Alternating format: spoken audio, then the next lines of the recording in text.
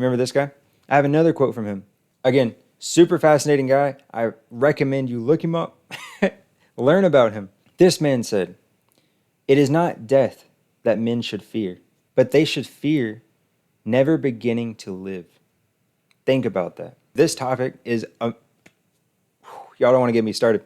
I really feel that today people have a constant anxiety or fear of death. And listen, the undeniable fact is that truly one day we will share the same fate as all other life forms that are on this earth. Plants, animals, humans, everything. Nothing is ever going to escape the fact that life will expire one day.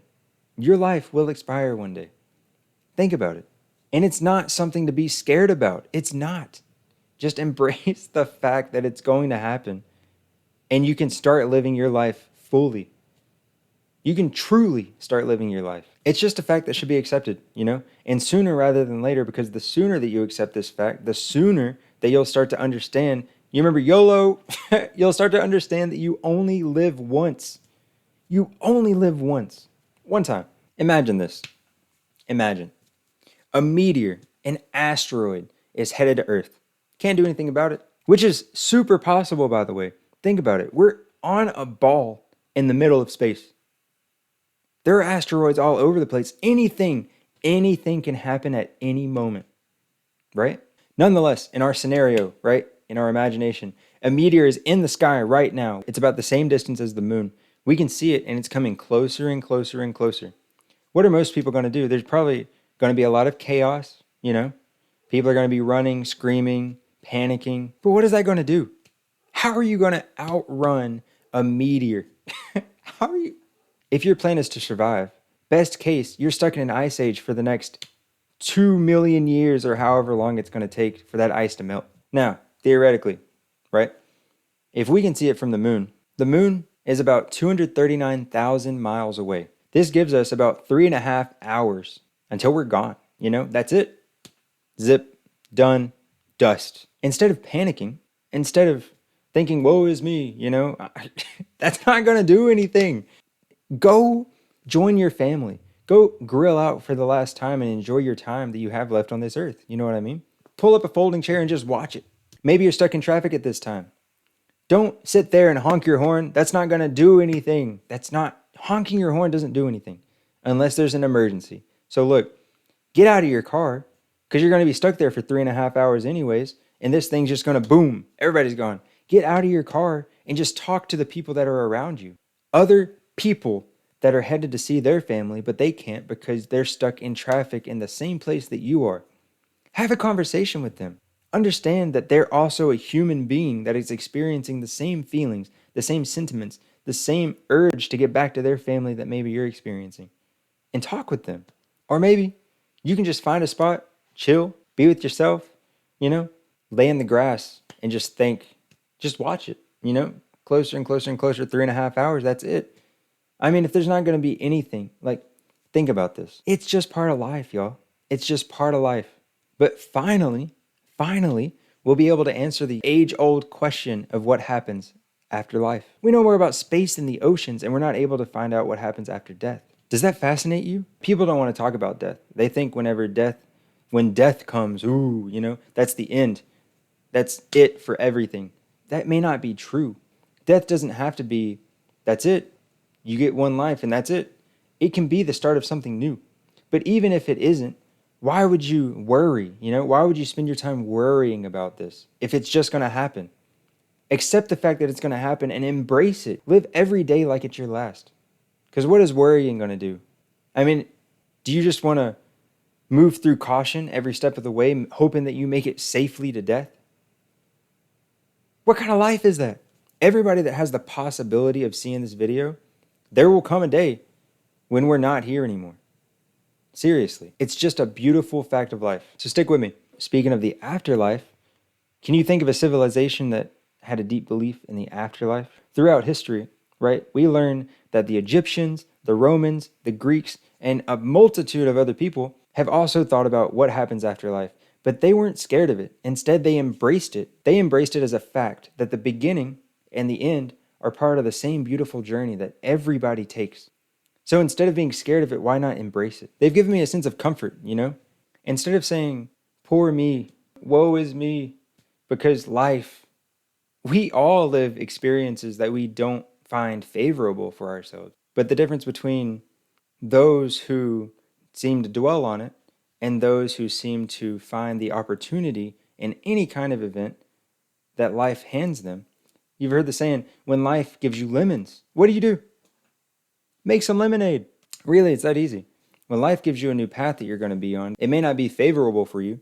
You have the option to either dwell on this and say, woe is me, or you have the option to adapt to this new path and mold it into a path to arrive at the same goal that you had before. It doesn't necessarily have to be a negative thing. Don't give up just because you face adversity the first time. Instead of fearing adversity, embrace the opportunity that it brings along with it. Think of it as equanimity, right? I learned this word while I was researching the topic of this video.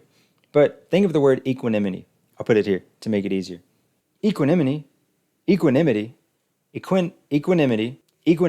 the mental calmness, composure, and evenness of temper, especially in a difficult situation. So my grandfather passed away recently, and he was basically my father figure as I grew up without one. And he taught me some of the life skills that I know today. Of course, I was sad for a time as I'll never see him in the physical form again, you know what I mean? But listen, he lived an amazingly long life. First of all, he was forced into retirement because he was about 79, I think, whenever he stopped working. He was a farmer, and he loved it. He danced almost every weekend. Every weekend, this man was out dancing. It wasn't anything crazy like a club, you know, but it was like a boot, scoot, and boogie kind of place, you know what I mean? Unfortunately, he lost his leg to diabetes, but he sat in a wheelchair for months waiting for the prosthetic to come in, and the second, maybe not the second it came in, he had to learn to walk with it, of course, and learn how to use his leg again. But the second that he could, he got dressed right back up and he went out to dance again with a prosthetic leg. Right as he relearned to walk, he was right back at the boot, scoot, and boogie house. This is the type of persistence I think everybody needs in their life, really. And I learned a great deal just from watching him go through this experience. Also, among a number of health issues, I understand that he doesn't have to deal with the pain, you know, the physical pain that comes along with this body, this vessel that we're occupying right now. And now his soul is free to dance among the stars. Like, that doesn't bring me pain, you know, that doesn't bring me sorrow, that doesn't bring me anything but happiness for him. Because now he's able to truly be at peace without any of the pain of this body, without any of the health issues, without a leg. He has zero pain. It's an amazing thing. It's truly an amazing thing to be rid of all the physical ailments that this world provides to us. And it's just as, if not more exciting, the journey that he's on now. You know what I mean? Somewhere his soul is drifting through space. Maybe he's just dancing up there. Like, the point I'm trying to make here too is just because something as unfortunate as losing a loved one, especially someone who's had such a great impact in your life, you're never going to see this person physically again, but that doesn't mean that it's all negativity. You know what I mean? Think of them. Even if you don't believe that they go anywhere after they die, they're not in pain anymore. When you're dead, you don't feel anything. You're at peace, you know? You're not hurting. You don't have to worry about going to work. You don't have to worry about waiting in traffic. You don't have to worry about getting hurt, you know, physically anymore, or getting sick again. You're at peace. You don't have to pay taxes. But like, think of it in their place, right? They're free now. They're at peace. They don't have any other physical ailments against them. Think of it like that. And maybe you'll also find peace. You can find peace for yourself. You can understand the love that you had for them and be happy for them. If you need another quote to help you through this, right? Positive psychology highlights that individuals who cultivate meaning through relationships, creativity, or contributing to a greater good tend to have a less fear of death. So what are you doing that fits in these categories? Do you have a hobby? Get a hobby. Find something that's going to help you enjoy your life. Because life is beautiful. Y'all, life is beautiful. So enjoy it while you can, you know? There's no sense in dwelling on it. Going back to Egypt, Egypt believed in a great connection with nature. And with this, they found examples that they can reflect in their own lives. For instance, a sunrise and a sunset. All great things have a beginning and an end because the sun's going to rise and then it's going to set. It's going to come and it's going to go, just like life. And they wanted to emphasize the meaning of being contempt, compassionate, patient, humble, just living a virtuous life. Help others and they're going to help you. You don't want your life to be this doom and gloom, you know what I mean? So don't make somebody else's life doom and gloom. Light up somebody's day. Think about how you can be the sunshine in somebody's day. Because for real, even if you've probably heard the saying, no one truly loves you until you're gone. At your funeral, you're remembered, right? Either in a positive way or negative way, depending on how you chose to run your life. For instance, well, if you lived your life in a negative way, chances are there's nobody at your funeral. And that's sad, y'all.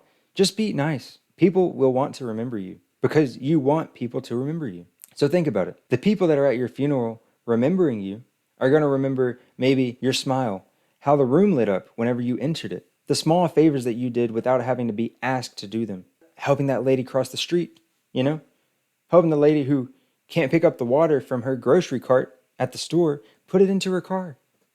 That's all you got to do. It doesn't have to be anything grand, you know what I mean? Just the little things go a much further way than some of the big things. Maybe somebody's going to remember something that you told them that changed their life and for the better. Or maybe people are just going to remember the time that they spent in your presence. If you don't believe that people will remember you in this way at your funeral, in some positive way, right? What are you doing that makes that true? And if it is true, what are you doing to change that? To be real, you won't be here anymore, so I guess it really doesn't matter, you know what I mean? But how do you want to be remembered? How do you want to add your unique touch to this beautiful world? Your unique touch. Don't just listen to the words I'm saying. Actually go after this video and think about it. Peace.